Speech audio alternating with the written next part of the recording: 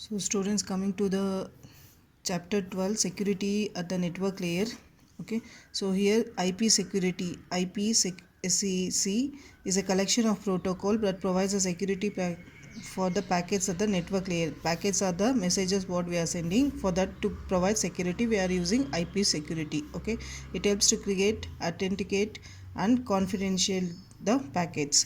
There are two modes. One is transport mode, or another one is tunnel mode. Two different modes. Okay, so in the transport mode we are adding the headers or the trailers. Okay, so this IP security headers or trailers are added. So here this is the way IP headers and trailers are added to the payload is what we need to transfer. Okay, so in the tunnel mode, between the sender and the receiver, between the two routers, sender and receiver, there is an imaginary virtual communication. Imaginary tunnel is built, and then we can transfer the data. Okay, so this is the way how the packets are added. Okay, so comparison is here. Next, security protocols. So IP security defines two protocols. One is authentication header protocol. It uses hash function and symmetry key and to create the message digest, what we have done previous. Okay, so this authentication header, it contains the next header contains the type of the payload. So payload length, so how many length of payload, that is message I'm sending. Okay, so next, reserved is for the future enhancement. Next, security parameter index, it is acts as a virtual circuit identifier. Just now we are done tunnel no for that. Okay, sequence number is gives the ordering of the packets, payloads. Okay, because we will be dividing the message into payloads. Next, encapsulation security payload protocol, it provides source authentication, integrity and piracy. Okay, it adds the header and trailer. Payloads and trailers are encrypted, both are encrypted in this. So here we are adding, instead of adding like this, we are adding like this, EPS authentications. Okay, so this EPS authentication header and trailer are explained here. So it contains a parameter index, same thing it has been explained here, sequence numbers.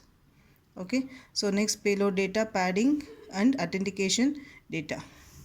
So next, coming to the security association idea. Okay, so here there are two security associations between the two parties. Okay, so sender will be having the output security association, sender.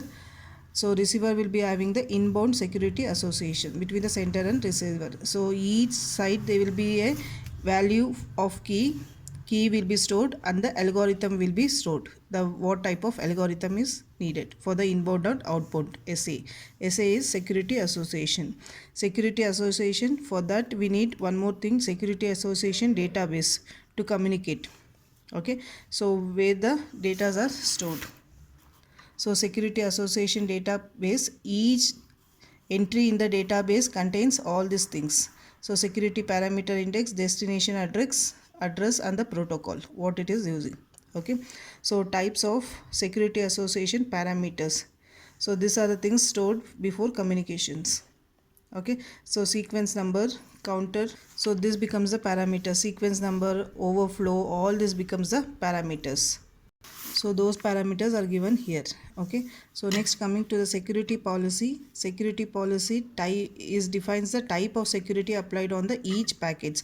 So just now we are seeing in the previous page this packets. For that we will be adding the source address and the source port. Okay, so source port and destination port are added for the previous whatever security things we have seen here. Okay, so we are adding the inbound security policy database policies. We are making the policies and we are adding it to the database. Okay, so the source and destination may use unicast or multicast or wildcard addresses for this. Okay, so here, so we are using two things, one is policy and one is SA, security association. For the outbound SPD, so here if the policy is matching and if the security association is S, then it will go to the Alice whatever is sending, it will go to the Bob. Okay, so that otherwise it will be dropped, otherwise bypassed. Last thing is the security header is applied and the connections can be made. In the inbound type, same thing, inbound. So inbound, instead of policy checking first, we are here checking, here it is ulta, reverse. Okay, it is going like this. So outbound is this. So outbound comes like this. Okay, so inbound goes like this between different layers, network layers. Okay, so next, coming to internet key exchange. Internet key exchange, here also we have discard, bypass, apply, those things. Okay, if the receiver don't want to take the data. So next, internet key exchange. Internet key exchange is a protocol designed to create both inbound and outbound security association.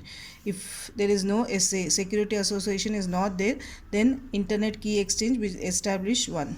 Okay, so it is a complex protocol based on 3 other protocols. These are the 3 other protocols used. One will create, one will exchange, and one will implement the exchange of data.